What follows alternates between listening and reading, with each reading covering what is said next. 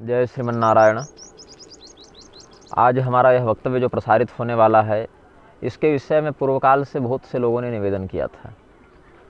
हमारे सनातन धर्म के ग्रंथों में एक आख्यान प्राप्त होता है ब्रह्मदेव और सरस्वती देवी के विषय में, और इस आख्यान के रहस्य को न समझने के कारण या पूर्वापर प्रसंगों पर ध्यान न देने के कारण विधर्मीगण बहुत आक्षेप करते हैं।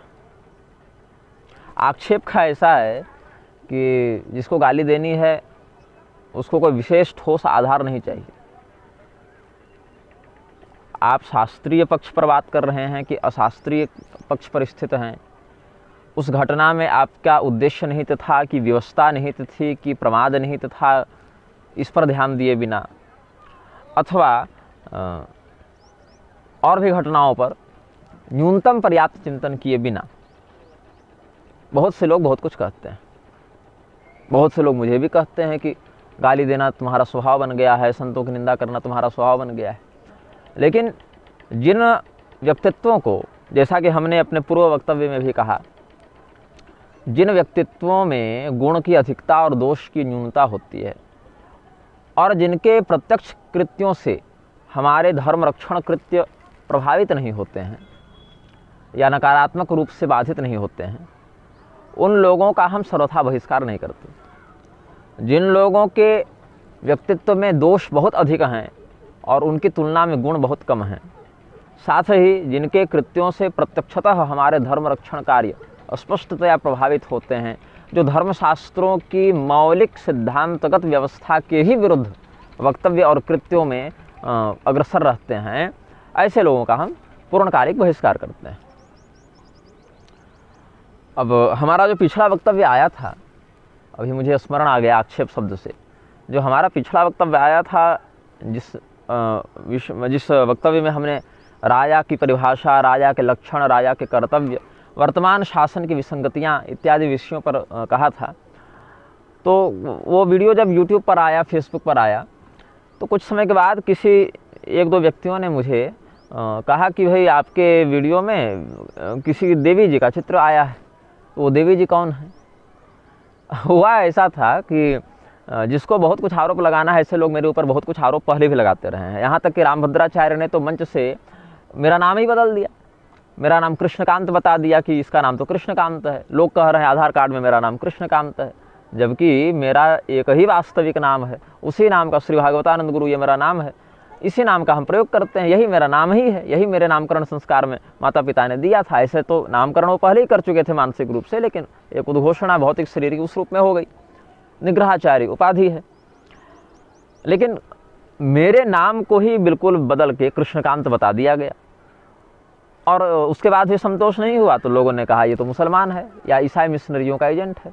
हमारे YouTube फेसबुक वीडियो के कमेंट में आपको बहुत कुछ ऐसे मिल जाएंगे, या अन्य लोगों के वक्तव्यों के, विरोधियों के वक्तव्य के कमेंट में मिल जाएंगी ये बातें।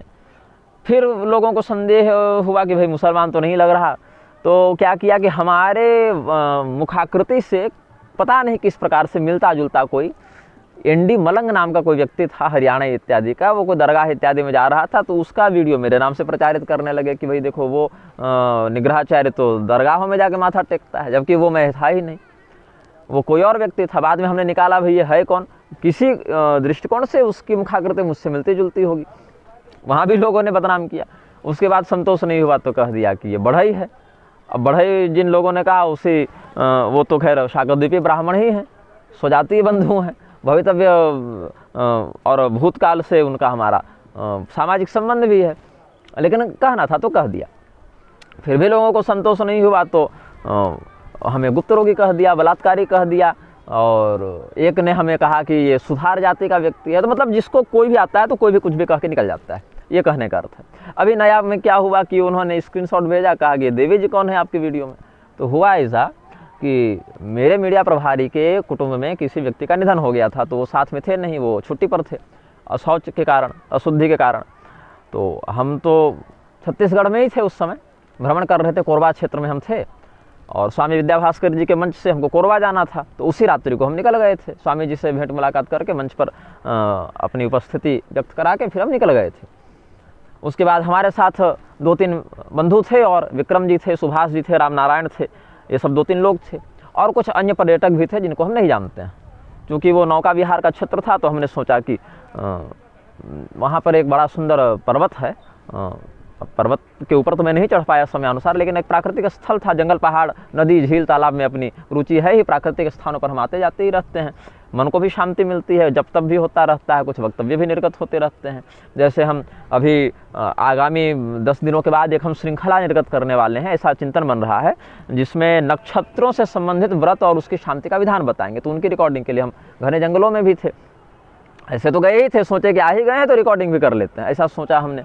तो एक बटुक हमारे साथ एक ब्रह्मचारी बालक थे, उनके साथ हम गए हुए थे। तो इसी प्रकार से यहाँ भी हम थे। अब क्या है कि मेरे वक्तव्य जो है बड़े लंबे होते हैं, जैसा विषय वैसा लंबा वक्तव्य हम देते हैं। जैसे यही वक्तव्य 1 आध घंटे का हो सकता है, तो लगभग 2 घंटे का वो वक्तव्य होना था। अब मेरे पास कैमरा का स्टैंड था नहीं, और नाव तो डोलती है, स्टैंड पर लगा भी दे, हो सकता है स्टैंड गिर जाए वो पानी में तो ख़राब हो जाए। अब मेरा खरीदा हुआ फ़ोन तो था नहीं, कोई सुहृदगण दान कर दिए थे कि आप अपने प्रवचन, वीडियो इत्यादि वक्तव्य रिकॉर्ड कीजिएगा, तो 1-2 फ़ोन, टैबलेट, लैपटॉप इत्यादि लोगों ने दान कर दिए थे।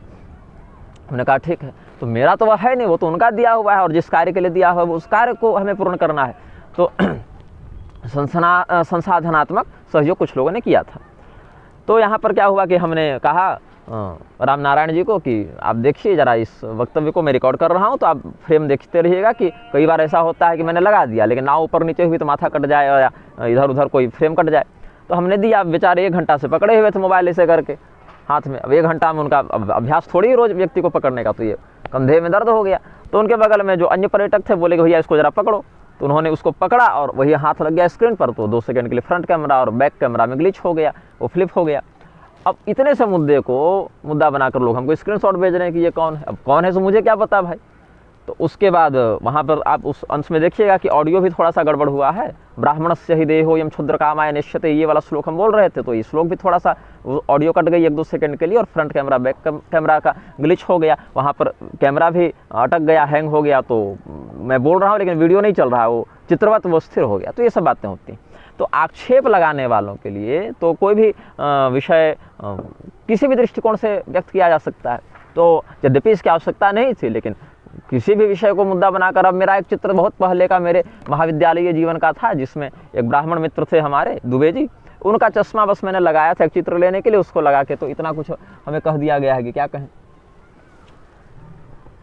तो अब यहाँ ये हुआ कि ब्रह्मदेव और देवी सरस्वती का जो प्रकरण है कि ब्रह्मा जी अपनी बेटी पर मोहित हो गए, ब्रह्मदेव अपनी पुत्री से विवाह कर लिए, इस विषय को लेकर पेरियार इत्यादि ने या अम्बेडकर इत्यादि ने या फूले इत्यादि ने अपने अपने कुसाहित्यों में बहुत कुछ लिखा है।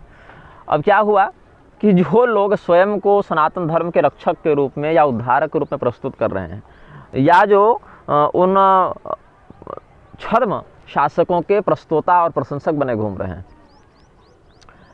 पेरियार ने तो ब्रह्मदेव के विरुद्ध बहुत कुछ अपशब्द भी लिखे, जिनका वर्णन करना हम इस वीडियो में उचित नहीं समझते हैं। बेटी से संबंधित गालियाँ उन्होंने बहुत लिखित रूप में दी हैं। उन्होंने क्या होता है, उसने दी हैं। और पेरियार को प्रातस्मरणीय बताता फिरता है शासन, चाहे वो किसी भी पार्टी की सरकार हो, चाहे भाजपा हो, कांग्रेस हो, सपा हो या दक्षिण की कुछ पार्टियाँ हो, उसको तो वोट चाहिए ना। निर्लज्जता की सर्वोच्चता पर व्यक्ति 2 विभागों में जाता है, या तो तीनों में चला जाता है, कार्यपालिका हो, न्यायपालिका हो, विधायिका हो, सर्वत्र निर्लज्जता और अनुशासनहीनता या संवेदनहीनता एक प्राथमिक और महत्वपूर्ण अर्हता के रूप में प्रस्तुत कर दी गई है। यहाँ पर तो ऐसी स्थिति हो गई है कि चिकित्सा के नाम पर पकड़ पकड़ के बलपूर्वक लोगों को वैक्सीन तक दे दिया गया, जिसका कोई परीक्षण नहीं, जिसका क्या प्रभाव होगा, परिणाम होगा, कुछ नहीं। बड़े बड़े पोस्टर लगाकर अपने अपने चित्र प्रसारित किए जाने लगे सरकार के द्वारा कि हम तो इतने लोगों को निःशुल्क वैक्सीन दे रहे हैं, ये कर रहे हैं, वो कर रहे हैं। जब दुष्परिणाम सामने आने लगे भयंकर रूप से, परोक्षतः ही कहें, क्योंकि कोई व्यक्ति जिम्मेदारी तो ले नहीं रहा, ये नरसंहार चलने लगा। तो शासन तो धार्मिक प्रदूषण और स्वास्थ्यगत प्रदूषण, ये तो नरसंहार की, ये तो हत्यारे बैठे हुए हैं ना सत्ता में। अलग अलग समय पर अलग अलग कंपनियां आती हैं, जिसकी सत्ता रहती है उसको पैसे देती हैं, अपनी दवाइयों के नाम पर जो जहर बेच रही हैं उसको फैलाती हैं। लोग मरने लगे तो क्या कह दिया गया कि हमने, सुप्रीम कोर्ट में हलफनामा दे दिया गया कि हमने थोड़ी कोई कहा था भैया कि तुम वैक्सीन ज़बरदस्ती लो। जबकि वैक्सीन नहीं लेने पर तुम रेल में नहीं जा सकते, हवाई जहाज़ में नहीं जा सकते, अस्पताल नहीं जा सकते, विद्यालय नहीं जा सकते, नौकरी की सैलरी नहीं मिलेगी। बहुत प्रकार से लोगों को प्रताड़ित किया गया, विवश किया गया, और अपना बड़ा बड़ा चित्र प्रसारित किया गया कि आज हमने इतने लोगों को वैक्सीनेट करने का लक्ष्य प्राप्त कर लिया, इतने लोगों को कर लिया। और ये जो वेश्याएँ घूम रही हैं, चरित्रहीन स्त्रियाँ घूम रही हैं, अभी सोशल मीडिया पर वायरल हुआ था कि वो कोई पूनम पांडे करके नाम था उसका, वो कोई कैंसर से, वो योनिगत कैंसर से वो मर गई, उसके बाद फिर जिंदा हो गई। उसके बाद फिर सरकार सुनने मारा उसको अपना ब्रांड एम्बेसडर बनाना चाह रही, और लगे हाथ तो तुरंत इतने से इतने वर्ष की कन्याओं को, जो भी 14 साल या कुछ है, उतने कन्याओं को जो है उसके वैक्सीनेशन दिया जाएगा ताकि भविष्य में कैंसर ना हो। तो ये जो अब क्या करेंगे, अब इसका भी कोई परीक्षण ठोस है नहीं, ये तो कंपनियों का एक व्यापार है। उसके बाद सीधे प्रजनन पर मारो और विविध प्रकार के रोगों को जन्म दो। तो ये दुष्परिणाम क्या होता है, कन्याओं का विवाह जिस अवस्था में होना था तुमने रोक दिया, होने दे नहीं रहे हो। कन्याओं का मन व्यभिचार की ओर बढ़ेगा, उसके विरुद्ध कोई कानून तुम्हारे पास है नहीं। शास्त्रीयता को मानोगे नहीं, अशास्त्रीयता को संरक्षण दोगे। कन्याओं का जब अनुचित अवस्था में अनुचित विधि से गर्भाधान हो जाए तो गर्भपात को भी तुमने लीगल कर दिया, और उसके बाद गर्भपात कराने वाला डॉक्टर भी नहीं पूछ सकता। तुम तो हत्यारे हो ना, तुम तो गर्भ के अजन्मा बच्चे तक के प्राण हरण करने के लिए नरपिशाच के रूप में प्रस्तुत हो गए हो। तो विवाह नहीं कर सकते हो लेकिन व्यभिचार कर सकते हो, और व्यभिचार करने के बाद उसमें तरह तरह के एक्ट पोस्को ये लगा रखे हो कि केवल लड़का ही जेल जाएगा, लड़की पर कोई कार्रवाई नहीं होगी। उसमें तो बिल्कुल एकदम सती साधी भव प्रीता बन के निकल जाएंगी। और उसके बाद गर्भपात भी कराओ और विवाह मत करना। उसके बाद विवाह के बाद भी क्या है कि कितने बच्चे होने ये हम बताएंगे, कब होने हैं, कहाँ होने हैं हम बताएंगे। घर में आप नॉर्मल डिलीवरी कराएंगे तो गैर कानूनी हो जाएगा, आपको अस्पताल ही जाना है। ये सब विविध प्रकार के कानून ला दिए गए। तो विवाह मत करो, वेश्यालय पूरे देश को बना दो। ये तो अमृत काल चल रहा है ना, इसको राम राज्य नाम दे रखा है। जबकि राम राज्य में क्या था, चातुर्वर्ण्यम च लोकेस्मिन् स्वे स्वे धर्मे नियोक्ष्यते। यहाँ पर वही व्यवस्था पहले बलात्कार कर दे रहे हैं, उसी व्यवस्था का। तो देश का शासक, और शासक का अर्थ केवल मैं किसी व्यक्ति विशेष, नरेंद्र मोदी, अमित शाह, मायावती, राहुल गांधी और ये सब बड़े बड़े ममता बनर्जी और नीतीश कुमार और अखिलेश यादव से मतलब नहीं है। मुझे मतलब है पूरी की पूरी व्यवस्था को, जो इनका आका है, आज की भाषा में कहें, जो इस पूरे व्यवस्था का प्रधान खलनायक है, वो जिसको चाहता है उसको अलग अलग पदों पर बैठाता रहता है, उनके माध्यम से अपने अपने कार्य कराता रहता है। तो विभिन्न प्रकार के, अब बताइए कितना, अभी जिस विषय पर मैं बोलने जा रहा हूँ, कितने तरह के अश्लील वेब सीरीज और अश्लील चलचित्र ये सब आते हैं, उनको कला के नाम पर प्रोत्साहित किया जा रहा है, नाट्य के नाम पर, अभिनय के नाम पर। वेश्या कहना चाहिए जिन लोगों को, उनको अभिनेत्री कहा जा रहा है। ये दुर्भाग्य है। और लोगों को एक प्रकार से प्रेरित किया जा रहा है कि इनकी लाइफ स्टाइल देखो, ये इन्फ्लुएंसर हैं, ये कितना पैसा कमा रहे हैं, इनकी कितनी प्रतिष्ठा है। भगवान को गाली देने वालों के पीछे लाखों लोग एकदम रूझे चल रहे हैं कि भैया ये तो हमारा रोल मॉडल है। तो इन सभी प्रकार से, और ऐसे लोगों को अपना आदर्श प्रातस्मरणीय मानने वाले लोग सनातन धर्म के मूल सिद्धांतों पर आघात करते फिर रहे हैं। तो अब हम मुख्य विषय पर आते हैं। अच्छा, बीच में एक और भी हमें सूचना मिली थी जिसको हम इसमें जोड़ेंगे कि व्यासपीठ भी इतना कब्जा कर लिया गया इन लोगों के द्वारा। अभी कुछ दिन पूर्व स्वामी गोपालाचार्य त्रिदंडी जी का परलोक गमन हुआ, वैकुंठ गमन हुआ, जिस पर हमने अपना वक्तव्य भी जारी किया था। उनके निमित्त गीता पाठ इत्यादि भी जो बन पाया किए थे। अब वहाँ भी सुनने में आ रहा है कि वो लक्ष्मी जी जो हैं बिहार वाले, वो भी कर रहे हैं कुछ। हमें प्रतिदिन गोपालाचार्य जी के शिष्यों के संदेश और ऑडियो और क्या क्या वो लिखित में और फ़ोन इत्यादि के माध्यम से प्राप्त हो रहे हैं कि स्वामी जी ये मठ पूरा बिक गया, ये तो कब्जा हो गया, ये तो भ्रष्ट हो गया। तो राजनीतिक पार्टी, प्रशासनिक माफिया, मैं तो माफिया शब्द ही कहता हूँ, judicial mafia, political mafia, administrative mafia, यही सब है। न्यायपालिका के कुछ गुंडे हैं, कुछ गुंडे विधायिका के हैं, कुछ गुंडे कार्यपालिका के हैं, कुछ गुंडे धर्म जगत का चोला पहन के घूम रहे हैं। कल की भगवान आकर जिसका माथा पहले काटने में जिसका नाम रखेंगे, ऐसे प्रमोद कृष्णन इत्यादि भी कल की पीठाधीश्वर बने घूम रहे हैं, उन्हीं के नाम से पूरा कारोबार चल रहा है। भगवान शंकराचार्य जी, भगवान रामानुजाचार्य जी, भगवान मध्वाचार्य जी इत्यादि जिन लोगों को अपने संप्रदाय से पहले बहिष्कृत करते, ऐसे लोग इन्हीं संप्रदायों के अंतर्गत जगत गुरु बने घूम रहे हैं। तो इस प्रकार से अपने ही मान्य संप्रदायाचार्यों के सिद्धांतों की बलि देकर लोग कहाँ कहाँ तक विकृति नहीं फैला रहे हैं। अब तो मतलब बरसात अगर हो जाए, बारिश हो जाए तो मशरूम उग जाते हैं, खुखड़ी उग जाते हैं, उससे अधिक जगत गुरु उग जाते हैं, एक आध कुंभ के मेले में जाते जाते। तो क्या कर सकते हैं ऐसे लोगों को। और उसके बाद न कोई तपस्या का होश है, न कोई धन का होश है, न कोई अर्थ का होश है। मतलब चारों पुरुषार्थों में कोई एक तो ढंग से सिद्ध हो जाए इनका। चारों पुरुषार्थों में शास्त्रीय पद्धति से कोई एक पुरुषार्थ भी इनका सिद्ध हो जाए। न आप धर्म के रह पाए, ना आप अर्थ के रह पाए, ना आप काम ही ढंग से कर पाए, तो मोक्ष तो खैर ऐसे भी दुर्लभ है। लेकिन सब क्या है, धर्म सम्राट, परमहंस परिव्राजकाचार्य, अनंत श्री समलंकृत, मतलब क्या, मतलब अद्भुत स्वैग चल रहा है इन लोगों का। 10 बरस फॉग चला, वही क्या चल रहा है तो फॉग चल रहा है, अब क्या चल रहा है तो स्वैग चल रहा है, और क्या चल रहा है तो जगत गुरु बन रहे हैं, अभी जगत गुरु पट्टाभिषेक चल रहा है। ठीक है, चलो 10 डिसमिल का आश्रम बन गया तो आप जगत गुरु बन गए। जगत शब्द लिखने में जितनी जमीन चाहिए उससे भी कम जमीन जिसके पास है वो भी जगत गुरु बना घूम रहा है, गुमटी के जगत गुरु बने घूम रहे हैं सब। तो यहाँ पर कितना विकृति का प्रसारण किया गया, कितने विकृति का, कितने पवित्र शब्द थे, पिता, भाभी, ये सब लगता था कि अभिभावक तुल्य शब्द हैं, प्रणाम की इच्छा होती थी। अब यहाँ पर शुगर डैडी चल रहे हैं। सोशल मीडिया से तो सब पता चल ही जाता है, अलग अलग शुगर डैडी चल रहे हैं। 50 वर्ष 60 वर्ष के पुरुष जो है 15 वर्ष 16 वर्ष कॉलेज जाने वाली 12वीं स्नातक की लड़कियों को फंसाते क्या, खुद भी फंस जाते हैं, पैसे देते हैं, उपभोग करते हैं और उपभोग करके छोड़ देते हैं। वो शुगर डैडी बने घूम रहे हैं। भाभी शब्द तो मतलब वेश्यावृत्ति का परिचायक, मतलब एक समानांतर बन गया अब। और आंटी, भाभी, इन शब्दों को कितना विकृत किया गया है। यहाँ पर जिन शब्दों का ऐसा विकृत प्रस्तुतिकरण करने वालों को मृत्युदंड मिलना चाहिए, उनको प्रोत्साहित किया जा रहा है। और हिंदू शास्त्र पर सब ज्ञान देने आ जाएंगे। जो व्यक्ति मदिरा पीकर रात को सो रहा है, जो व्यक्ति मांसाहार कर रहा है प्रतिदिन, जो व्यक्ति व्यभिचार कर रहा है प्रतिदिन, वो भी सनातन धर्म के मान्य आचार्यों को शास्त्र सिखाने आ जाता है कि तुमको ये वर्णाश्रम में होना चाहिए था, तुमको ऐसे प्रतिष्ठा करनी चाहिए थी, तुम्हारे संन्यास का ये अर्थ होना चाहिए था। अपने जीवन में पशु जो है ना, वो ज़्यादा साफ सुथरा और स्वच्छ और चारित्रिक रूप से तगड़ा चल रहा है। जिसे घर का कुत्ता चारित्रिक रूप से अपने आप की सुरक्षा कर ले रहा है, उस व्यक्ति वो घर का मालिक नहीं कर पा रहा है। कुत्ते का ब्रह्मचर्य जो है सो 6 महीना में टूट रहा है, मालिक जो है सो त्रिकाल स्खलित हो रहे हैं, तो उसमें क्या कहेंगे आप। तो इस विषय पर अब मुझे लोगों ने कहा कि आप त्रिदंड संन्यास लेकर विजय राघव मंदिर के अधिपति बन जाइए, गोपालाचार्य स्वामी जी आपसे बड़ा प्रेम करते थे। मैंने कहा कि मैं मठ और गद्दी के चक्कर में तो संप्रदाय, आश्रम इत्यादि बदल नहीं सकता ना। हाँ, बाहर से धर्म दृष्टि से जो मार्गदर्शन हमारे सीमा के अंतर्गत होगा, हमारे ज्ञान और बुद्धि के अंतर्गत होगा, वो हम करते थे और आगे भी करेंगे। लेकिन यहाँ पर कब्जेदारी की बात है, वहाँ पर खड़े होकर अर्थ बल और सैन्य बल का प्रयोग करके सीधे सीधे कर देना, अभी मेरी स्थिति ऐसी नहीं है। जिस दिन होगी उस दिन आपको कहने की भी आवश्यकता नहीं पड़ेगी। तो व्यासपीठ और राजपीठ दोनों में भयंकर प्रदूषण फैला है, और प्रदूषण फैलाने वालों को ही उद्धारक बताया जा रहा है। ये देश का दुर्भाग्य है। अंग्रेजों से, मुगलों से और अन्य मिलक्षों से, अलग अलग आक्रमणों से भी सनातन धर्म इसीलिए बचा रहा है क्योंकि वर्णाश्रम व्यवस्था के प्रति, चारित्रिक शुद्धि के प्रति लोगों की निष्ठा अपार थी। जब माथा काट रहे थे लोग कि शिखा कटवाओ या माथा कटवाओ, तो लोग माथा कटवा लेते थे लेकिन शिखा नहीं कटवाते थे, माथा कटवा लेते थे लेकिन जनेऊ नहीं उतारते थे।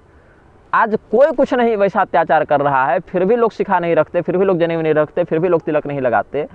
तो आप समझ रहे हैं कि आपके जीवन से धर्म का जो अस्तित्व था, धर्म का जो संस्कार था, उसी को प्रधानता से मार दिया गया। शरीर तो है, मुर्दे को कितना भी आप आभूषण पहना दें, कितना भी श्रृंगार कर दें, मुर्दा पवित्र नहीं हो जाता।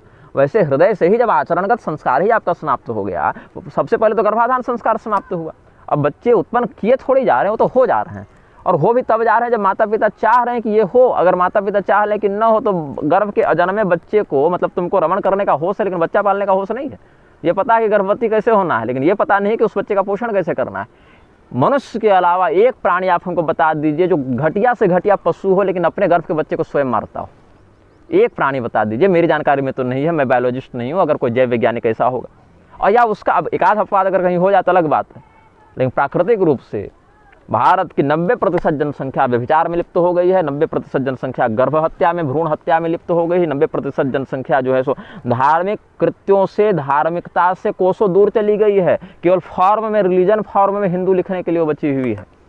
इसीलिए ऐसी जनता के द्वारा जब हमारा विरोध किया जाता है, किसी राजनीतिक पार्टी के अंधभक्ति में, किसी राजनीतिक पार्टी के द्वारा समर्थित गुरु के अंधभक्ति में, तो मुझे ज़्यादा प्रभाव नहीं पड़ता, क्योंकि मरना इनको भी, मरना हमको भी। फर्क उससे पड़ता है, अंतर उससे पड़ता है कि चित्रगुप्त के जो पंजिका है उसमें क्या लिखा जा रहा है, क्या अंकित किया जा रहा है।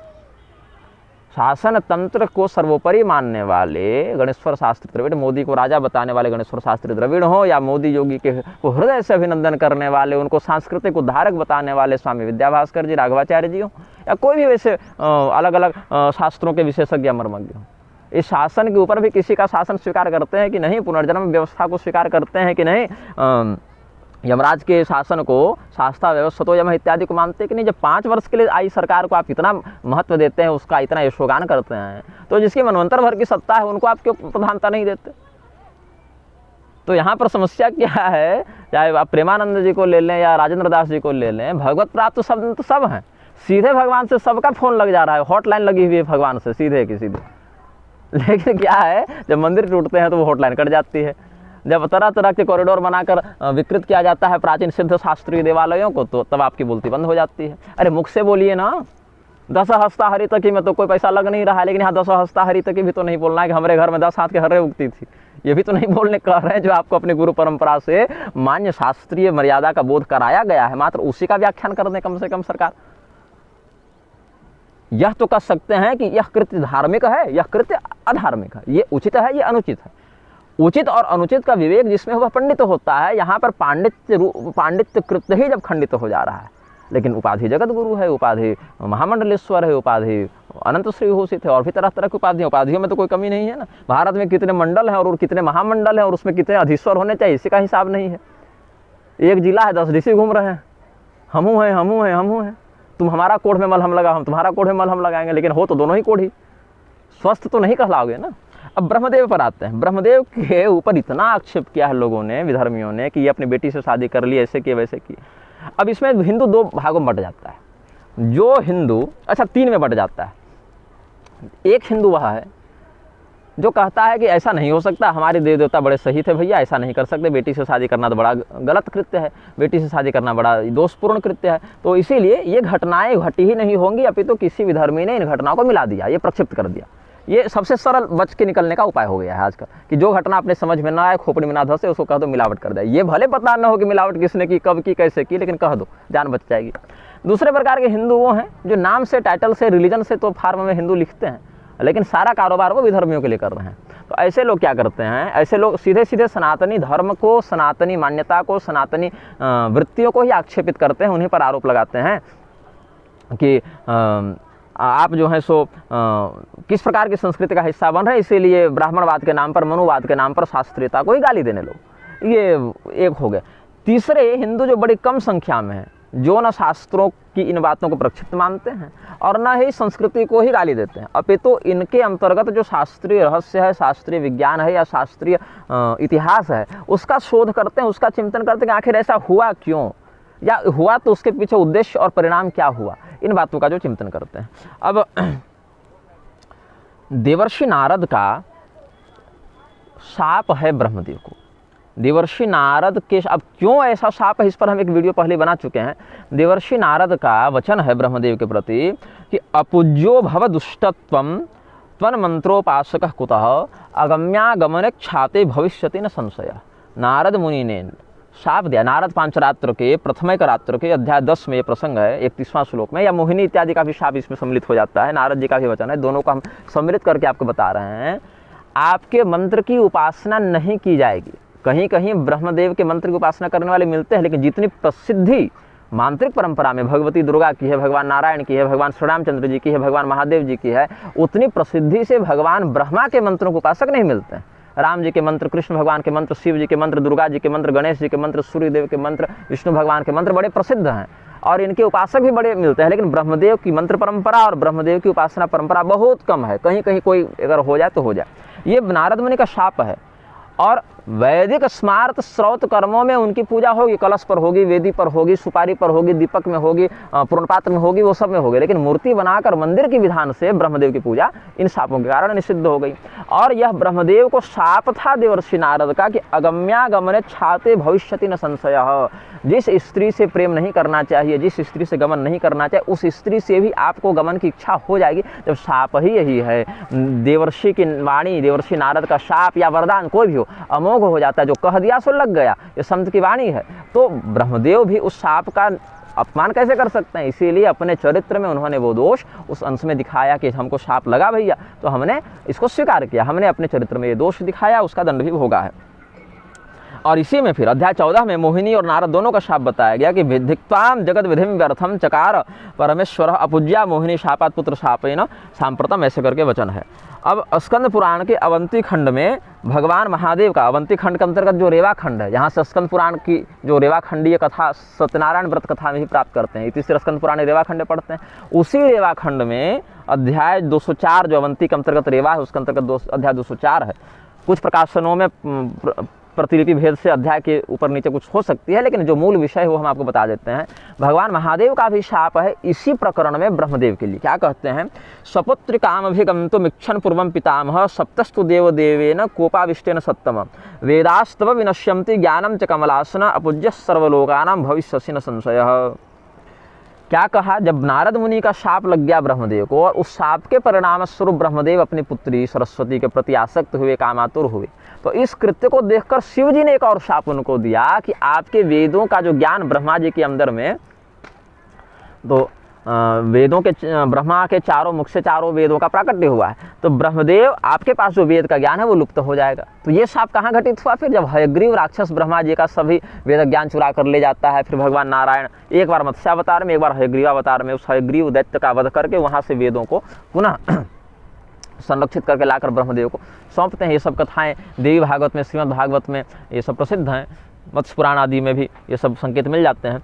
तो भगवान ब्रह्मदेव का चरित्र अपनी पुत्री को देखकर बिगड़ेगा, ये शाप नारद जी का था। नारद ब्रह्मा जी वहाँ फंस गए और उसके कारण शिव जी ने फिर शाप दे दिया कि आप ब्रह्मा होकर ऐसा कुकृत्य कैसे कर सकते हैं, तो आपका वेद ज्ञान चला जाए। वहाँ भी ब्रह्मा जी फंस गए। तो गलती ब्रह्मा जी की है नहीं, अन्योन्याश्रित कृत्यों के चक्कर में ब्रह्मदेव ये शापद्वय से युक्त हो गए। इसके बाद ब्रह्मा जी को बड़ा ग्लानि का अनुभव हुआ, तो फिर 300 वर्षों तक उन्होंने रेवा या उत्तरे कूले स्नात्वा वर्ष स्वतंत्र, रेवा नदी जिनको नर्मदा भी कहीं कहीं कहते हैं, तो नर्मदा देवी के उत्तर तट पर जाकर उन्होंने, उत्तर वाहिनी नर्मदा के तट पर जाकर 300 वर्षों तक उन्होंने ब्रह्मदेव ने भगवान महादेव की तपस्या की है, उनकी पूजा की है। उसके बाद कहा ब्रह्मदेव ने कि ठीक है चलो, प्राप्त पर्वणि पर्वणि, सदैव तो आपकी पूजा नहीं होगी, लेकिन अवसर अवसर पर आपकी पूजा का विधान हम आपको कहते हैं। इसी प्रकार से अलग अलग बातों को समझना चाहिए अलग अलग ग्रंथों के आधार पर। अब यहाँ पर हम आपको एक रहस्य बताना चाहते हैं। सरस्वती देवी के नाम से कई देवियाँ हैं। सरस्वती देवी, नील सरस्वती, अनिरुद्ध सरस्वती, महासरस्वती, ब्राह्मी सरस्वती, ब्रह्मयोनी सरस्वती। ब्राह्मी सरस्वती जो हैं वो ब्रह्मदेव की पत्नी हैं, और ब्रह्मयोनी सरस्वती या संध्या सरस्वती जो है ब्रह्मदेव की पुत्री हैं। दोनों अलग अलग हैं। और अनिरुद्ध सरस्वती की पूजा तांत्रिक मत में होती है, और नील सरस्वती जो है वो तारा भगवती को कहते हैं। और महासरस्वती, महालक्ष्मी, महाकाली, महासरस्वती ये अलग त्रिदेवियाँ हैं। ब्रह्मांड की उत्पत्ति से पहले से ये देवियाँ हैं। तो सरस्वती नाम को देखकर केवल भ्रम उत्पन्न कर लेना उचित नहीं है। देवी भागवत में ही ब्रह्मा की पत्नी सरस्वती और विष्णु की पत्नी सरस्वती दोनों का वर्णन है। दोनों, भगवान विष्णु की भी एक पत्नी का नाम सरस्वती है। भगवान विष्णु की 6 पत्नियां प्रसिद्ध हैं। गंगा, तुलसी, तुलसी विवाह करते हैं ना भगवान साथ, गंगा, तुलसी जिनको वृंदा भी कहते हैं, पद्मा, पद्मावती तिरुपति में आपको मिलेंगी, और कहीं कहीं लक्ष्मी को पद्मा के साथ अभिन्न कहा है। फिर श्री मतलब लक्ष्मी, गंगा, और ये 6 पत्नियां हैं, गंगा, सरस्वती, पद्मा, वृंदा और लक्ष्मी और तुलसी। कहीं कहीं तुलसी को अलग भी देखा है, कहीं वृंदा को जलंधर पत्नी के रूप में दिखाया है, कहीं कहीं शंखचूड़ की पत्नी के रूप में दिखाया है। तो आगे जाकर दोनों शक्तियाँ एक नहीं मिल जाती हैं। तो ऐसा करके भगवान नारायण की 6 पत्नियों का वर्णन भी शास्त्रों में प्राप्त होता है। अच्छा, भूदेवी भी इसमें है, श्रीदेवी, भूदेवी। वृंदा को भी 2 कहीं कहीं बताया है, कल्पभेद से, कहीं श्रीदेवी, भूदेवी कह के 2 पत्नी बताया। एक पृथ्वी देवी भी भगवान की पत्नी है, एक भगवान की पत्नी श्रीदेवी है। तो देवताओं में जो है पति पत्नी का संबंध वो हमारे मनुष्यों के समान जन्मना नहीं होता है, क्योंकि देव शक्तियाँ अजा कही गई हैं। यस्या जननम नोपलभ्यते तस्मादुच्यते अजा। शक्ति स्वरूपिणी का जन्म कहाँ से हुआ ये पता नहीं चलता, इसलिए उनको अजा कहते हैं। अगर जन्मगत उनमें व्यवस्था देखने को मिले, शरीरगत व्यवस्था, तो बड़ी दिक्कत हो जाएगी। कैसे दिक्कत हो जाएगी? भगवान सूर्य कौन है? त्वष्टा के भाई हैं, लेकिन त्वष्टा की पुत्री संज्ञा से सूर्यदेव का विवाह हुआ है। तो अगर जन्मना मानेंगे तो भतीजी से विवाह का दोष लग जाएगा, तो वहाँ पर जन्मना व्यवस्था नहीं चलती। दक्ष प्रजापति की पुत्री सती से विवाह हुआ था शिव जी का, दक्ष प्रजापति और शिव जी भाई हैं, वहाँ गड़बड़ हो जाएगी। भगवान विष्णु के पुत्र हैं ब्रह्मा, ब्रह्मा के पुत्र हैं भृगु, और भृगु की पुत्री है लक्ष्मी, जिनसे विवाह है वह है भगवान नारायण का। तो इस प्रकार से जन्मना व्यवस्था वहाँ लागू नहीं होती। केवल शक्ति और शिव, प्रकृति और पुरुष, शक्ति और शक्तिमान, इसी प्रकार का संबंध वहाँ पर दिव्य दंपतियों में देखा जाता है। तो देवताओं की सृष्टि अलग चलती है, वहाँ तो मानसिक सृष्टि भी है। ब्रह्मदेव को एक इच्छा हुई, सो काम है तब प्रजा सृजयति। भगवान को इच्छा हुई कि हमने कामना की प्रजाओं की सृष्टि हो जाए, तो ब्रह्मा जी के तो मन से ना अलग अलग देवताओं की रचना हो गई, या अलग अलग इंद्रियों से अलग अलग, अंगूठे से दक्ष का निर्माण हो गया, छाया से कर्दम मुनि का प्राकट्य हो गया, अलग अलग अंगों से भी अलग अलग देवता निकले हैं। केवल मैथुनी सृष्टि पुरुष के समान, स्त्री के समान, रमणात्मक मानसी सृष्टि वहाँ विहित नहीं है। तो देवता तो अपनी इच्छा मात्र से, शिव जी को वीरभद्र की सृष्टि करनी थी, जटा उखाड़ कर पटक दिए, वीरभद्र उत्पन्न हो गए। तो देवताओं की इच्छा मात्र से वह दिव्य सृष्टि हो जाती है, इसीलिए वहाँ पर शारीरिक संबंध जो है वो जन्म पर आश्रित नहीं होते हैं। ये रहस्य समझना चाहिए पहले। फिर भी अब कितने तरह के संबंध अवैध माने गए हैं। अब तो अमित शाह ने कह दिया कि अवैध संबंध भी अब उतना अवैध नहीं रहा, क्योंकि लगभग सब लोग व्यभिचारी में लिप्त हो रहे हैं। तो उसमें बहुत से हैं ऐसे, कहते हैं गत्वा दुहितरम, ये मैं आपको बता रहा हूँ कूर्म पुराण के उत्तर भाग से, लगभग 32वें-33वें अध्याय के आसपास से बता रहा हूँ। गत्वा दुहितरम विप्रः स्वसारम व स्नुषामपि प्रविशत ज्वलनम दीप्तम मतिपूर्वमति स्थिति। अपनी बेटी से, अपनी बहन से और अपनी बहू से अगर कोई धूर्त व्यक्ति संबंध बना ले तो उसको जलती हुई अग्नि में प्रवेश करके मर जाना चाहिए। उसके लिए प्रायश्चित बताया गया। बेटी, बहू और बहन, इन तीनों को पूर्णतया अगम्या बताया गया है। इसके बाद और अगम्या कोटि में कौन कौन है? मातृस्वसा मतलब माँ की बहन, मौसी हो गई। मातुलानी मामा की पत्नी, मामी हो गई। तथा बचा पितृस्वसाम पिता की बहन मतलब बुआ, इनसे भी गमन निषिद्ध है। और भागिनेयीम समारोह्य कुर्यात कृच्छ्रातृकिच्छकौ, भागिनेयी मतलब बहन की बेटी, जिसको भाची कहते हैं बहुत जगह, उससे भी संबंध न बनाए। उसमें कृच्छ और अतिकृच्छ इन दोनों व्रतों को करके प्रायश्चित होता है। अगर कोई व्यक्ति कामातुर होकर कर लिया तो वहाँ पर कृच्छ और अतिकृच्छ व्रत। अब ये सब व्रत क्या होते हैं इसको बताने के लिए अलग से वीडियो देखेंगे कभी समय मिलेगा तो। चांद्रायण, प्राजापत्य, संतापन, कृच्छ, अतिकृच्छ, ये सब व्रत होते हैं। मतलब यही जानिए एक आध व्रत कर लिया व्यक्ति तो बचेगा नहीं। आजकल युग में इतने कठोर व्रत होते हैं, इतने कठिन व्रत होते हैं। तो चांद्रायणम च कुर्वीत तस्य पापस्य शांते, कृच्छ करे, अतिकृच्छ करे और जीवित बच जाए तो चांद्रायण भी करे और मर गया तो प्रायश्चित तो है ही। फिर ध्यायत देवम जगत योनि मनादिधर्म परम, ऐसा कह के भगवान नारायण की या पर ब्रह्म की स्तुति करनी चाहिए। फिर क्या कहा? भ्रातृभार्याम समारोह्य कुर्यात तत्ताप शांतये, अगर किसी व्यक्ति ने कामातुर होकर अपनी भाई की पत्नी से गमन कर लिया हो तब 4 चांद्रायण, या 4 में भी न शुद्धि हो तो 5 चांद्रायण करे। एक चांद्रायण करके व्यक्ति शायद जीवित बचे। चांद्रायण की एक संकेत कर देता हूँ, यति चांद्रायण, शिशु चांद्रायण और चांद्रायण, ये 3 प्रकार के होते हैं। मैंने प्रधानता समझ लीजिए कि शुक्ल पक्ष से प्रारंभ करके अमावस्या पर्यंत 30 दिन या कृष्ण पक्ष की प्रतिपदा से पूर्णिमा पर्यंत 30 दिन ये होते हैं। जो तिथि हो उस तिथि में चंद्रमा की जितनी कला हो उतने का और खाना है। जैसे प्रतिपदा को 1 कौर खाए, द्वितीया को 2 कौर खाए, तृतीया को 3 कौर खाए, ऐसे पूर्णिमा को 15 कौर और फिर घटाते घटाते घटाते अमावस्या को 0 या 1, अलग अलग उसमें 3-4 प्रकार हो जाते हैं। तो एक महीना में कुल मिला के आप तो 250 कौर खाए, मतलब 300 कौर ले दे के समझ लीजिए अपना जो भी व्यवस्था है, गणित बैठा लीजिएगा। लेकिन क्या है कि पर्याप्त पोषण नहीं मिलता शरीर को। एक चांद्रायण व्यक्ति कर ले, 4-5वें दिन जाते जाते उसको पानी चढ़ाने के लिए बता जाती है। और यहाँ पर 5 चांद्रायण करने के बाद उसकी शुद्धि होती है, जो अपने भाई की पत्नी से गमन करता है। फिर क्या है? पैतृस्वसेयीम गत्वा तु स्वस्त्रिया मातुरेव च मातुलस्य सुतां वापि गत्याम चांद्रायणम चरेत। पैतृस्वस्त्रेयीम, पितृस्वसा मतलब बुआ, पैतृस्वसेयी मतलब फुफेरी बहन, और स्वस्त्रिया मातुरेव च अपनी पत्नी की माता मतलब सास, इनमें, और मातुलस्य सुता मामा की लड़की, इसमें अगर गमन कर ले तो चांद्रायण व्रत करना चाहिए। लेकिन यहाँ पर दक्षिणे मातुली कन्या की एक विप्रतिपत्ति नियम लागू भी होते हैं वेदव्यास जी के मत में, बौधायन मुनि के मत में। इस पर हमने वो डबल श्री है ना रविशंकर, उसके विरुद्ध जब वीडियो बनाया था तब हमने कहा था। उसमें यह विधान यह कहता है कि दक्षिणे मातुली कन्या, दक्षिण भारत में वहाँ की विप्रतिपत्ति अपवाद है कि फुफेरे में मेरे विवाह हो जाता है, बाकी क्षेत्रों के लिए वो विप्रतिपत्ति नहीं है। तो जिस क्षेत्र में अगर कुछ वैसा क्षेत्राचार सभी लोगों के द्वारा हजारों वर्षों से मान्य होता रहा हो उसको छोड़ देते। धर्म नहीं कहते उसको, वो भी सही नहीं है, लेकिन वहाँ के लोगों के लिए उतने अंश में उसकी उपेक्षा कर देते हैं कि अच्छा चलो कोई बात नहीं, उसको हम सही नहीं कह रहे, लेकिन चूंकि हजारों वर्षों से हजारों लोग वही करते आ रहे हैं, उसको बदलना अब संभव नहीं है, तो उसको उतने अंश में सामाजिक दृष्टि से छूट दे देते हैं, ये बात है।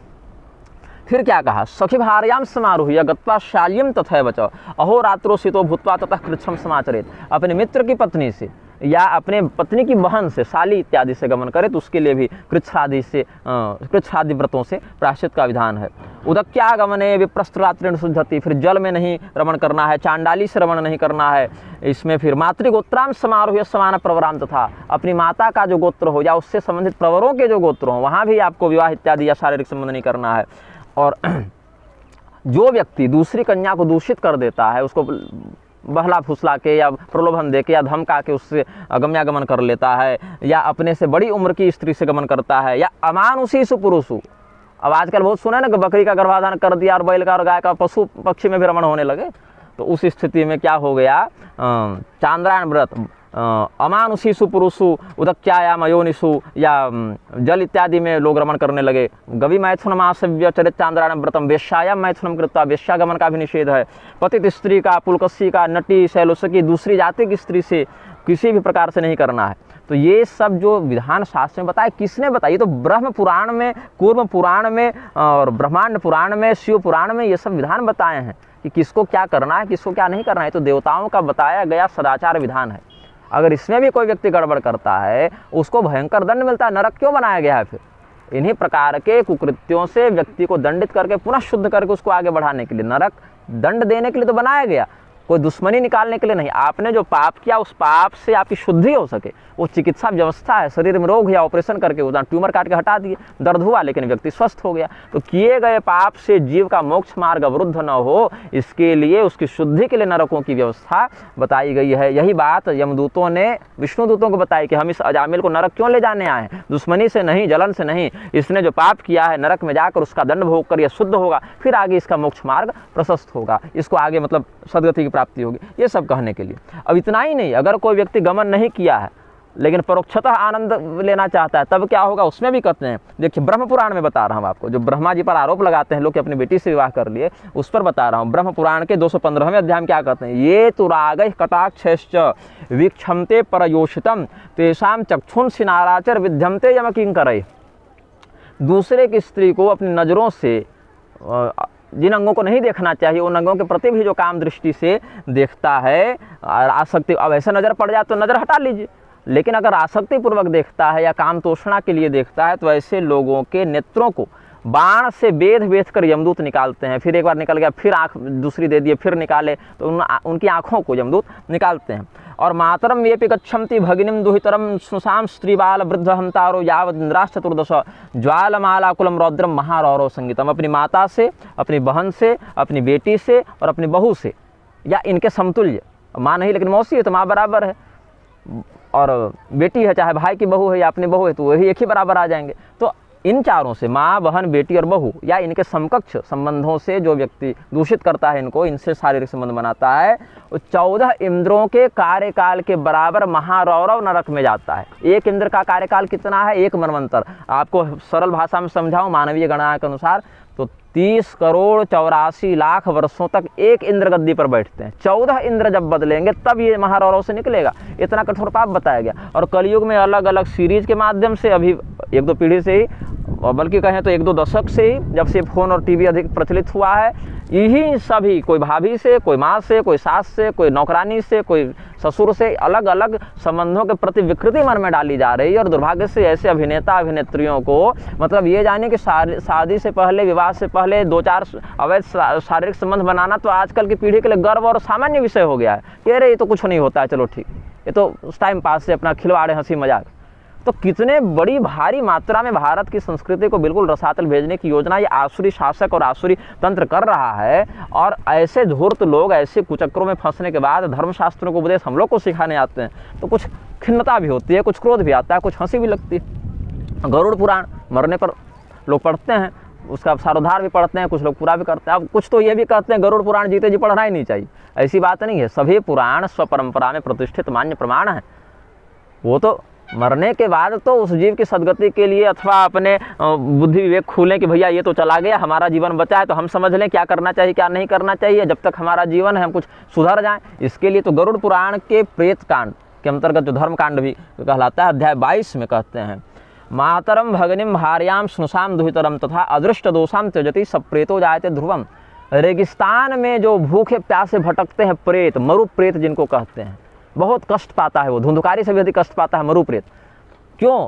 जिसकी माता का चरित्र बढ़िया हो, जिसकी पत्नी का चरित्र बढ़िया हो, जिसकी बहन का चरित्र बढ़िया हो, जिसकी बहू का चरित्र बढ़िया हो और जिसकी पत्नी का भी चरित्र बढ़िया हो, इनका परित्याग कभी नहीं करना चाहिए। आजकल क्या होता है, विवाह कर लिया पुरुष ने, दूसरी स्त्री में मन लग गया, इसकी पत्नी की कोई गलती नहीं लेकिन फिर भी इसको तलाक दे दिया या इसको छोड़ दिया, मायके में बहुत से ऐसी स्त्रियां हमसे पूछती हैं, प्रश्न करती हैं, इसलिए मुझे स्मरण आ गया।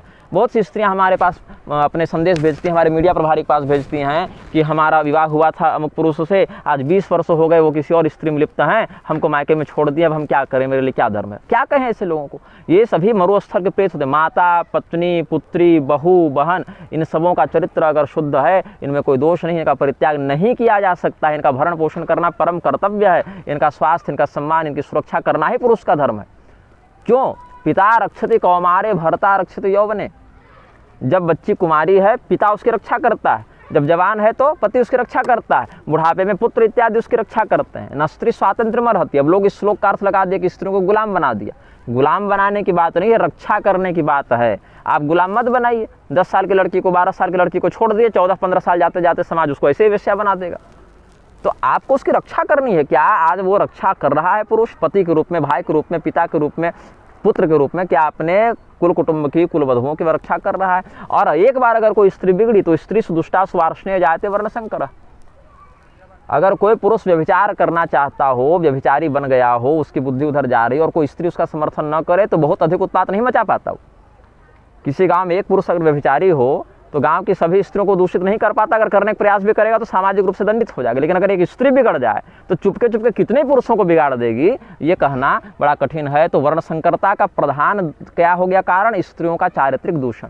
स्त्री अगर सही है तो पुरुष बिगड़ना भी चाहे तो बहुत व्यापकता से नहीं बिगड़ पाएगा। लेकिन अगर स्त्री ही बिगड़ जाए तो जो पुरुष नहीं भी बिगड़ा हुआ था, अगर अवसर मिल जाए तो हो सकता है उसकी बुद्धि उधर भटक जाए।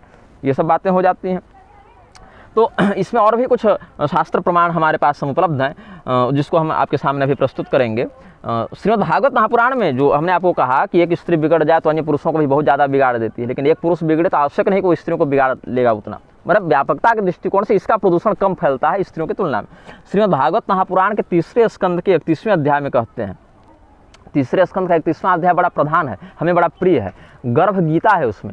हम सभी जीव जब मनुष्य योनि में जाते हैं, माता के गर्भ में जाते हैं, तो 7वें महीने से लेके गर्भ में प्रसव पर्यंत भगवान से हम बड़ी स्तुति करते हैं कि प्रभु दोबारा मत भेजिएगा, बहुत गड़बड़ हो गई, इस बार जन्म मिल जाए, धरती पर पाँव पड़ जाए। पहले तो ये जन्म लेना चाहता नहीं है कि नहीं जाएंगे बाहर, माता पिता को देखेंगे, कुटुंबियों को देखेंगे, आसक्ति हो जाएगी। फिर भगवान बोले कि कर्म फल फिर भोगोगे कैसे, निकलना तो पड़ेगा तुमको। तो जब बच्चा तो 7वें महीने में तैयार हो गया, लेकिन वो निकलना नहीं चाहता, तो बाद में उसको बलपूर्वक अपान मार्ग से ढकेल कर प्रसव पीड़ा का जो वेग है उसको तैयार करके निकाला जाता है, फेंका जाता है, तू जा संसार में कर्म कर अपना और फल भोग।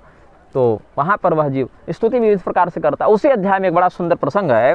प्रजापति स्वाम दुहितरम दृष्ट्वा तद्रूप धर्षितः रोहित भूताम सोन्वधाव दृक्षरूपी हतत्रपः तत्सृष्ट सृष्ट सृष्टेषु कौन्वखंडितधीः पुमान् ऋषिं नारायणमृते योषन्मय्येह माया। बड़ी सुंदर उक्ति है उस अध्याय में। प्रजापति ब्रह्मा भी अपनी पुत्री को देखकर उसके रूप से मोहित होकर उससे गमन करने के लिए दौड़ पड़े थे।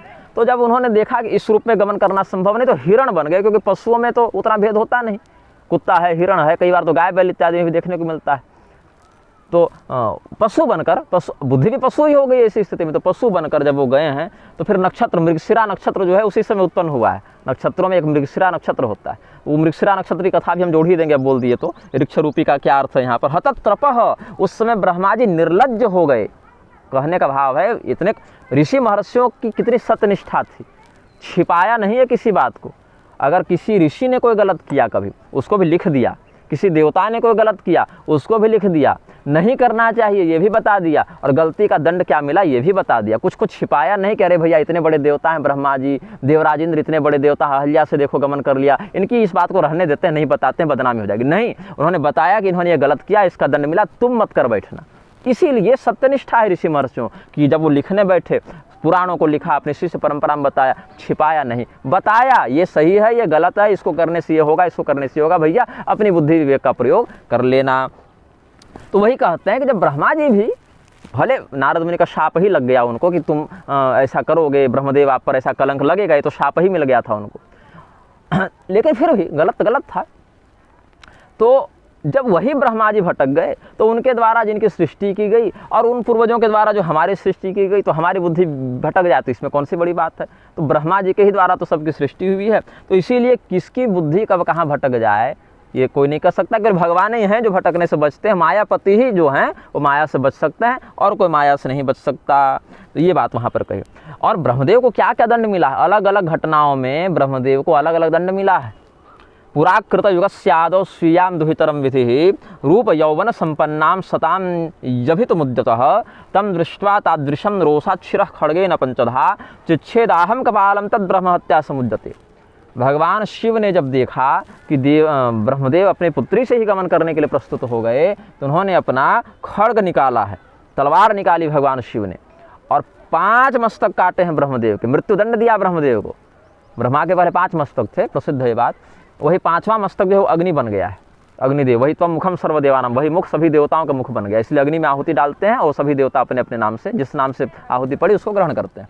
तो ब्रह्मदेव को जब देखा शिव जी ने कि भाई ये तो बड़ा गड़बड़ करने जा रहे हैं, अनैतिक कृत्य में ब्रह्मदेव की बुद्धि भ्रष्ट हो रही है, 5 मस्तक उन्होंने काट दिए ब्रह्मदेव की हत्या के कारण, भले दंड देने के लिए। लेकिन भगवान श्री रामचंद्र जी को भी रावण को मारने से एक सांकेतिक ब्रह्म हत्या लग गई थी, और इष्टासुर वत्सासुर को मारने से भगवान कृष्ण को सांकेतिक गो हत्या लग गई थी। भले राक्षसे को मारे हैं, लेकिन शरीर तो ब्राह्मण का था, गौ का था, तो गो हत्या ब्रह्म हत्या लग गई, जिसके बाद में भगवान ने प्रायश्चित किया। गर्ग संहिता में, स्कंद पुराण इत्यादि में ये सब कथाएं प्रसिद्ध हैं। तो भगवान शिव को भी ये ब्रह्म हत्या लगी, ब्रह्मा को ही मार दिए। फिर इस ब्रह्म हत्या के निवारण के लिए बद्रीनाथ गए हैं, वहाँ भगवान का पूजन किया। फिर केदारेश्वर महादेव जो केदारनाथ हुए, वहाँ पर जाकर तपस्या की है। तो ये सब कथाएं हैं। शिव जी को आवश्यकता नहीं थी करने की, वो तो परमात्मा है, पाप पुण्य से परे हैं। लेकिन संसार को लोक मर्यादा सिखाने के लिए देवता भी दंड स्वीकार करते हैं, प्रायश्चित करते हैं, तपस्या करते हैं। तो ये सब बातें हैं। और इसमें जो मृगशिरा नक्षत्र वाला था, उसमें हम बता रहे हैं आपको स्कंद पुराण के अंतर्गत जो ब्रह्मखंड का सेतु खंड है, जहाँ रामेश्वरम की महिमा वर्णित है, 40-50 अध्याय हैं उसमें 40वें अध्याय में ये प्रसंग है कि प्रजापति पुरा विप्रा स्वाम्वै दुहितरम मुदा वांग नामिम कामुको भूत्वा स्पृहया मास मोहना। हे ब्राह्मणों, बताया गया है प्रसंग, हे आचार्यों, पहले एक बार ऐसी घटना घटी कि ब्रह्मदेव अपनी पुत्री वाक नामक पुत्री में मोहित हो गए, और उस पुत्री का स्पर्श करने का, उससे रमण करने का उन्होंने प्रयास किया। तो वो भागने लगी, लज्जित होकर भागने लगी। तो ब्रह्मदेव हिरण का रूप धारण करके, उसके पीछे मृग का, रोहित मृग का रूप धारण करके पीछे पीछे दौड़े हैं। अथ प्रजापते पुत्री स्वस्मिन् वै तस्य कामितां विलोक्य लज्जिता भूत्वा रोहित रूप दधारसा। और यहाँ पर क्या हुआ कि यहाँ पर दोनों से गड़बड़ हुई। जब इस कन्या ने ब्रह्मदेव को देखा है, तो कन्या के मन में भी ब्रह्मदेव के प्रति आसक्ति हुई है इस कल्प में, और पुत्री को पिता के प्रति और पिता को पुत्री के प्रति अनुचित प्रेम दोनों को हुआ। तो उसने देखा कि मैं स्त्री के रूप में भी, पुरुष के रूप में यहाँ उचित नहीं, तो हिरणी बन गई। तो हिरणी के रूप में उससे गमन करने के लिए ब्रह्मदेव फिर हिरण बने हैं। अतः प्रजापति पुत्री स्वस्मिन् वै तस्य कामिता। प्रजापति ने जब देखा कि ये भी हमारे ऊपर आ सकता है, तब उस स्थिति में उन्होंने किया। अलग अलग कल्पों में अलग अलग घटनाएं घटित हुई, एक ही कल्प में ऐसी घटना नहीं घटित हुई। 4 अरब 32 करोड़ वर्षों में एक बार ऐसी घटना घट जाती है। तो वो लज्जित हो गई और उसने हिरणी का रूप धारण किया। तो ब्रह्मा अपि हरिणो भूत्वा तयारम मनास्तदा गच्छन्ति मनोयाति स्म हरिणी रूप धारण। जब वो हिरणी का रूप धारण करके आगे बढ़ रही थी, तो उसके पीछे पीछे हिरण बन के ये भी गए। तो जितने भी देवता और ऋषि इस घटना को देखे सो धिक्कारने लगे, गाली देने लगे कि ये क्या तमाशा चल रहा है भाई।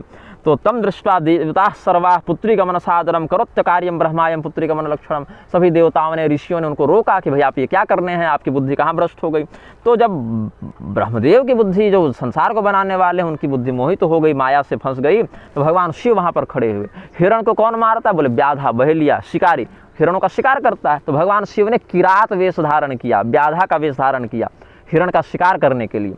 और निषिद्ध कृत्य निरतम तम दृष्टा परमेष्ठिनम, जो काम मना है, निषिद्ध है, उसको करने के लिए जब ब्रह्मा की बुद्धि भटकी, तो शिव जी ने अपना पिनाक धनुष उठाया इस कल्प में। अभी यहाँ माथा ऐसे नहीं काटा खड़ग से, इस कल्प में क्या किया, धनुष उठाया पिनाक को, और आकर्ण पूर्ण कृष्टेन पिनाक धनुषाश्रम, उसमें तीर चढ़ाया और कान तक उसकी प्रत्यंचा खींची है। और संयोज्य वेद समतेन विव्याध निशितेन सह त्रिपुरांतक बाणेन विध्वंसोन्यपतद्भुवि। जैसे त्रिपुरासुर को मारा था तो आकाश से गिर गया था शिव जी के बाण से मरकर, त्रिपुरासुर भागवत में कथा है, शिव पुराण में कथा है।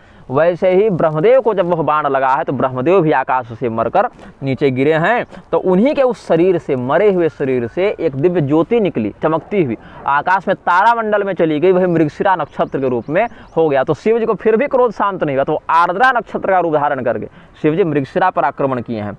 आकाशे मृगशीर्षाक्षम नक्षत्रम अभवत तदा आर्द्रा नक्षत्र रूपी सन हरोप्यनुजगामतम। तो मृगशिरा जो है वो ब्रह्मा का प्रतीक हो गया और आर्द्रा जो है वो शिव जी का प्रतीक हो गया इससे।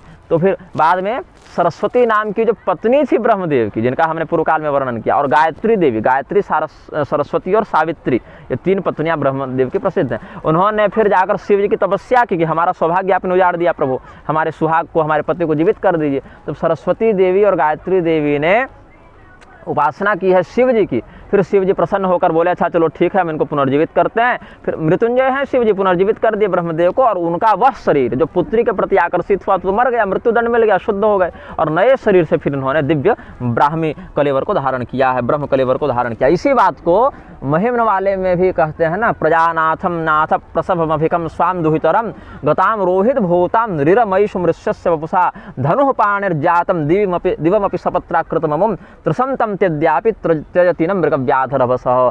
पुष्पदंताचार्य जी ने, यक्षराज पुष्पदंत ने जब स्तुति की है महिम्न में तब। तो ये जो हुआ, ये कई बार क्या होता, ब्रह्मदेव कौन है, क्यों ब्रह्मदेव ने ऐसा किया, क्या आवश्यकता थी, क्या उनको ज्ञान नहीं था, क्या उनको संयम नहीं था। जो ब्रह्मदेव मोहिनी के रूप पर मोहित नहीं हुए, ऐसी भी एक कथा है। मोहिनी देवी जो हैं, अप्सरा मोहिनी, वो भगवान वाली मोहिनी नहीं, अप्सरा मोहिनी जो हैं वो भगवान ब्रह्मदेव से प्रेम करती थी। भगवान ब्रह्मदेव के पास जाकर उन्होंने प्रेम निवेदन किया तो ब्रह्मदेव अपने संयम पर रहे, वो नहीं उससे गमन किया। तो शाप मिला उनको कि जाओ तब हमारी इच्छा पूर्ति नहीं करोगे तो प्रेम को लगा के कलंक लगेगा तुमको, वही शाप मिल गया। तो जो ब्रह्मदेव अप्सराओं के सौंदर्य को देखकर भी संयमित हो सकते, अपनी बेटी पर कैसे मोहित हो गए भाई। ज्ञान की कमी नहीं, संयम की कमी नहीं, देवताओं के देवता हैं, दादाजी हैं ब्रह्मांड के, लोक पितामह हैं ब्रह्मा। इसमें क्या है, यह दिखाया जाता है ब्रह्मा जी रजोगुणी देवता के रूप में प्रस्तुत हुए हैं। रजोगुण क्या है, भोग विलास प्रधान गुण है। तो भोग विलास में कभी कभी रजोगुणी व्यक्ति का मन भटक सकता है, मेरा भी भटक गया तो तुम क्या चीज़ हो, इसलिए विशेष सतर्क रहना, ये सिखाने के लिए ब्रह्मदेव इस प्रकार से कृत्य करते हैं, और दंड भी भोगा उन्होंने।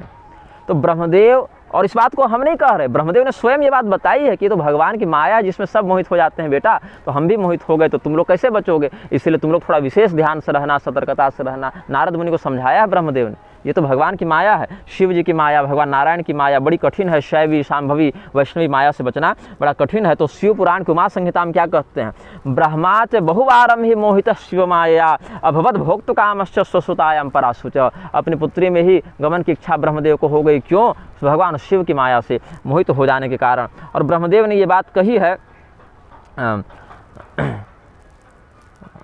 नारद मुनि को, शिव पुराण की जो दूसरी संहिता है, रुद्र संहिता, उसके सती खंड के पहले अध्याय में प्रारंभ में ही कहा है ब्रह्मदेव ने नारद मुनि को, पुराहम स्वसुताम दृष्ट्वा संध्याह्वाम तनयस्सह अभवम विकृतस्तात कामबाण प्रपीडितः धर्म स्मृतस्तदा रुद्रो महायोगी परः प्रभो धिकृत्य मां सुतस्तात स्वस्थानं गतवानयं जन्माया मोहितश्चाहं वेदवक्ता च मूढ़धिः तेनाकार्षं सहाकार्य परमे सेन शंभुना तदीर्षयाहमाकार्षं बहुपायन सुतः सह कर्तुम तन्मोह मूढ़ शिव माया विमोहित। ये सब बातें उन्होंने कही हैं कि संध्या नाम वाली अपनी पुत्री पर हम भी मोहित हो गए थे, काम के बाणों से पीड़ित होकर हम अपने धर्म को भूल चुके थे। तो भगवान शिव ने हमें अपना धर्म स्मरण कराया और हमें धिक्कारा कि आप ये क्या करने में लगे हुए हैं। तो हम जिनकी माया से वेद वक्ता होकर भी मूर्ख हो गए, मूढ़ हो गए, सामान्य पशु से भी गए गुजरे हो गए, उन भगवान शिव की माया को हम प्रणाम करते हैं, उन्हीं की कृपा आदेश सहयोग से हम सारा कार्य करते हैं। ये सब बातें वहाँ पर बताई हैं भगवान ब्रह्मदेव ने। तो इसमें जो इन्होंने कहा ब्रह्मदेव ने कि संध्या नाम वाली पुत्री पर हम मोहित हो गए कामदेव के बाणों से मारे जाकर, ये बात जो उन्होंने कही, इसका कहाँ से आगे प्रसंग मिलेगा, तो कालिका पुराण में मिलेगा। पहला, दूसरा, तीसरा, चौथा प्रारंभिक अध्याय में ही ये प्रकरण मिल जाएगा जहाँ सृष्टि का वर्णन किया गया है। तो और केवल इसमें ये नहीं, कामदेव को भी दंड मिला है ये सब चक्कर में। हारित ऋषि थे, स्मृतिकार हुए हैं हारित मुनि, उनकी पत्नी का नाम था पूर्णकला। तो पूर्णकला बड़ी सुंदर थी, देवताओं का भी चित्त आकर्षित कर लेती थी वो। तो जब गए हैं हारित मुनि तपस्या करने के लिए, तो कामदेव वहाँ प्रकट हुए पूर्णकला के सुंदरता पर मोहित होकर, और पूर्णकला को उन्होंने कहा कि देखो अहम पुष्प सरो लोक प्रसिद्धश्चारुहासिनी, यह आपको स्कंद पुराण के नागरखंड से बता रहा हूँ। अहम पुष्प सरो लोके प्रसिद्धश्चारुहासिनी विडम्बना मयानीता देवा अपि निजैश्वरै। अरे पूर्णकले, हम पुष्पसर मतलब फूल के तीरों को धारण करने वाले कामदेव हैं, पुष्पधनवा कामदेव हैं, धनुष बाण हमारे फूल के बने हुए हैं, और जितने देवता हैं ना सबसे तगड़े वाले हम ही हैं, कोई भी देवता ऐसा नहीं जो हमारे प्रभाव से बच गया हो। कैसे? तो मदबाणेना हतो रुद्रस्व शरीरे नितंबिनीम अर्धेन धारयामास त्यक्त्वा लज्जाम सुदूरतः। लोग कहते हैं कि भगवान शिव ने कामदेव को जीत लिया, भस्म कर दिया, लेकिन हमने भी उन पर अपना जब बाण चलाया है तो बाकी लोगों की अपेक्षा तो विशेष काम पीड़ित हो गई। अपने आधे भाग में अर्धनारीश्वर बन के पत्नी को अभिवाज्य रूप से संयुक्त कर लिया, ये उसने अपने पराक्रम के वर्णन में कहा है। और जब हमने ब्रह्मदेव पर अपना बाण चलाया तो अपनी पुत्री पर ही उनका मन आ गया। तो ब्रह्मा अक्षर निर्भिन्न स्वसुताम चकमे ततः, ये सब कहा। और जब हमने देवराजेंद्र पर अपना बाण चलाया तो गौतम मुनि की पत्नी अहल्या पर उनका मन भटक गया। तो इस प्रकार से और स्वर्ग से भटक के पृथ्वी पर उनको आना पड़ा। अहल्याम चकमे शक्रो गौतमस्य प्रियाम सतीम मदबाणे पीड़ितोतीव स्वर्गादित्य धरातलम। तो ऐसे कह के अपनी ओर आकर्षित करने का प्रयास किया, लेकिन पतिव्रता थी पूर्ण कला, तो उन्होंने शाप दे दिया। हारित मुनि सबको पता चला तो कामदेव को फिर शाप मिला है इस प्रकरण में कि तुमको अपनी सुंदरता का, अपने रतिक क्रीड़ा का बड़ा घमंड है ना, जा तू कोढ़ी हो जा। तो कुष्ठ रोग हो गया फिर कामदेव, क्योंकि तुम सबको ऐसे भटकाते रहते हो, जो गलत नहीं भी उसका भी मन गलत की ओर ले जाते हो, इसलिए जा तुझे कुष्ठ रोग हो जाएगा। तो फिर बाद में फिर बहुत क्षमा प्रार्थना हुई, तपस्या हुई, बहुत कुछ हो, अपना तामझाम हुआ, बहुत वहाँ प्रसंग आगे फिर है। अब कितना बताऊं। तो कालिका पुराण का हमने आपको नाम लिया था कि कैसे कामदेव के बाणों से पीड़ित होकर कामदेव को दिए वरदान के साफल्यता की परीक्षण के लिए ब्रह्मदेव अपने पुत्री संध्या पर मोहित हो गए थे। तो जब कामदेव का निर्माण किया है ब्रह्मदेव ने, ऋषियों के साथ मिलकर उनका नामकरण हुआ। तस्मा यस्मात् प्रमथ्य चेतस्त्वं जातुस्माकं तथा विधेय तस्मान मन्मथ नामात्वं लोके ख्यातो भविष्यसि। मन्मथ नाम है कामदेव का। तो अपने चित्त को मथित करके वहाँ से कामना रूपी शक्ति को प्रत्यक्ष करके ब्रह्मदेव ने कामदेव को बनाया था, इसलिए उनका नाम मन्मथ पड़ा। और संसार में जितनी कामनाएं हैं, जितनी इच्छाएं हैं, सबों के देवता कामदेव, इसलिए नाम ही काम पड़ जाएगा।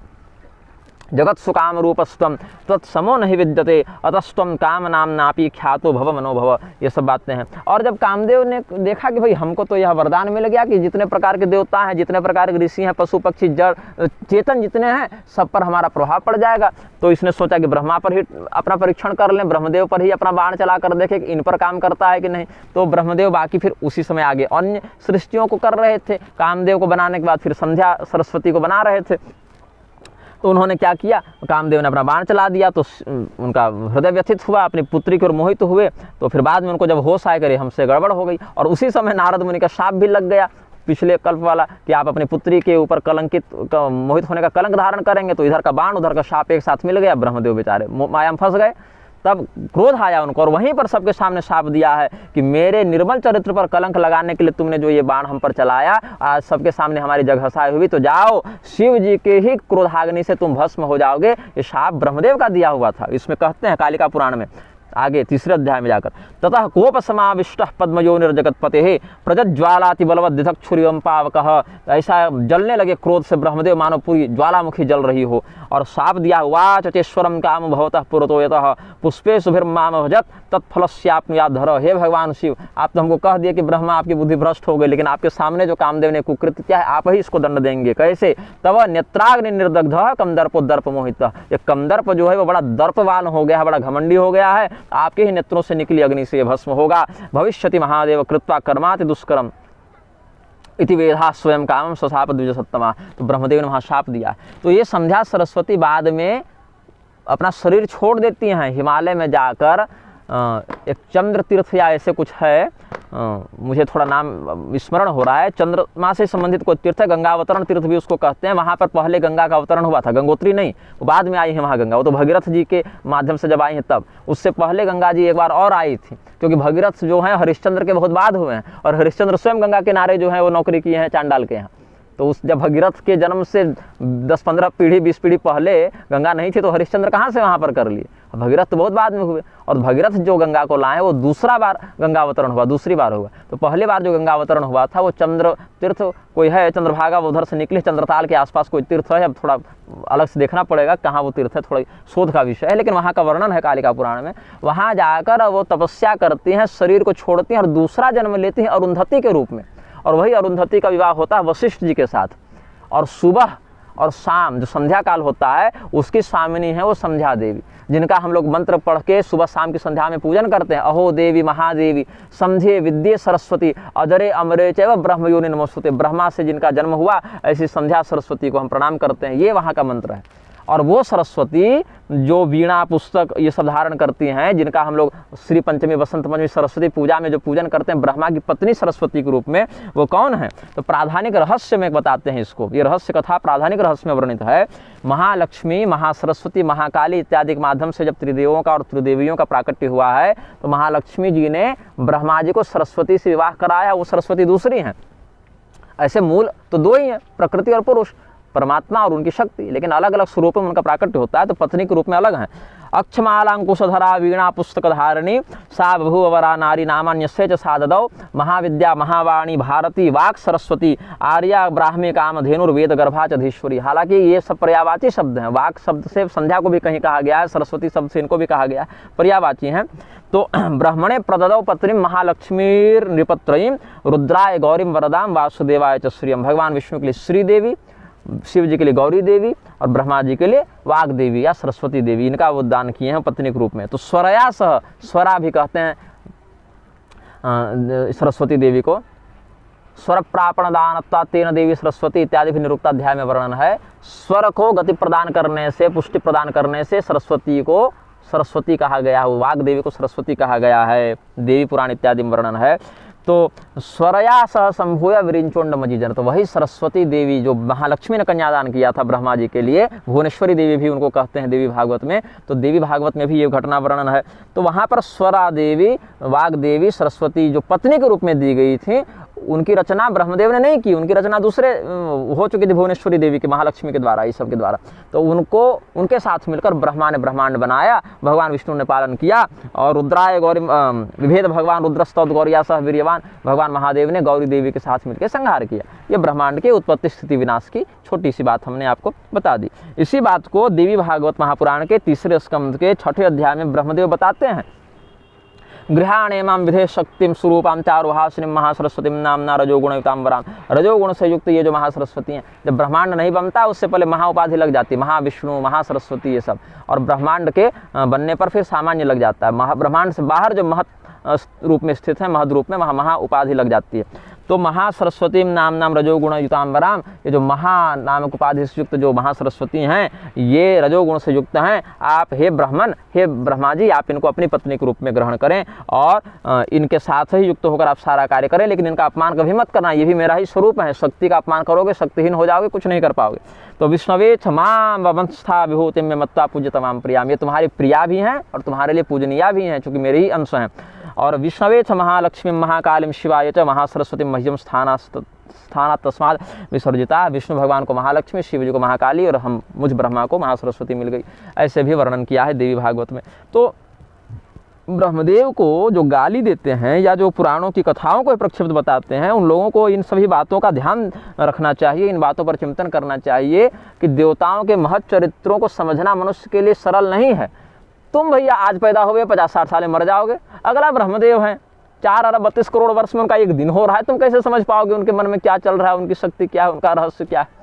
तो गाली देने के स्थान पर, देवताओं की निंदा करने के स्थान पर उनसे प्रार्थना करनी चाहिए कि हे प्रभु, आपके चरित्र का ये विषय हमें समझ में नहीं आ रहा, बताइए ऐसा क्यों है। हम मनुष्यों की बुद्धि सीमित है, आप भगवान हैं, देवता हैं, आपकी इस लीला को हम नहीं समझ पा रहे, इसमें क्या कारण था, क्या परिणाम था, मैं बताइए। ब्रह्मदेव ने भगवान शिव के द्वारा मृत्युदंड को स्वीकार किया। एक बार तो भागवत के अनुसार उन्होंने उस शरीर को स्वयं ही त्याग दिया, जो कुहरा बन गया ना, कुहासा, उसी शरीर से बना है। तो भाई हमको जिंदा ही नहीं रहना इस शरीर में, हमको दूसरा शरीर चाहिए। इतना सुंदर उन्होंने उदाहरण प्रस्तुत किया। वो भी क्यों? सांप लग गया था, इसीलिए नारद जी का शाप था, इसीलिए ऐसा हो गया। तो इसीलिए ब्रह्मदेव इस प्रकरण में निर्दोष हैं, निर्दोष हैं, उन पर आक्षेप नहीं करना चाहिए। अरे भैया, जो व्यक्ति दिन भर व्यभिचार का चिंतन करता रहता है, व्यभिचार को प्रश्रय देता रहता है, व्यभिचार को बढ़ावा देते रहता है, नर और मादा पर अब केवल संसार आ गया, न कोई माँ बहन बेटी रोटी का होश है, सब केवल नर और मादा में आ गए। उसमें भी अब समलैंगिकता बढ़ रही, तो नर और मादा हो गए, उसमें भी पशुओं से रमण करने की बुद्धि हो गई मनुष्यों की जब, तो वहाँ पर देवताओं के रहस्य को कैसे समझ सकता है या किस अधिकार से उन पर आरोप लगा सकता है। तो इन बातों को चिंतन पूर्वक समझना चाहिए। जो भक्षक हैं उनको रक्षक समझा जा रहा है, जो विनाशक हैं उनको उद्धारक समझा जा रहा है, जो पूज्य हैं उनको विकृत समझा जा रहा है, जो विकृत हैं उनको आराध्य समझा जा रहा है। तो इस प्रकार से जो कुत्सित मानसिकता बढ़ गई है संसार में, उससे बचना चाहिए, शास्त्रीयता का समर्थन करना चाहिए। इस वक्तव्य को हम इसी प्रकार से पूर्ण करते हैं। और आरोप तो खैर सब पर लगा, चाहे देवता हो, चाहे संत हो, चाहे महापुरुष हो, चाहे जो हो, हम पर भी 10 तरह के आरोप लगते हैं, अन्य लोगों पर भी लगते हैं, किसी पर भी लगते हैं। तो आरोप लगाना एक अलग विषय है। आरोप के कारण जो सही और गलत है उसके दंड में तो यमराज ही अधिकृत हैं। सच झूठ तो चित्रगुप्त देख ही रहे हैं, किसी के कहने से ना कोई सुधर सकता है ना कोई बिगड़ सकता है। तो हम अपने वक्तव्य को यहाँ पर पूर्ण करते हैं। श्रीमन नारायण हर हर महादेव। नमस्ते।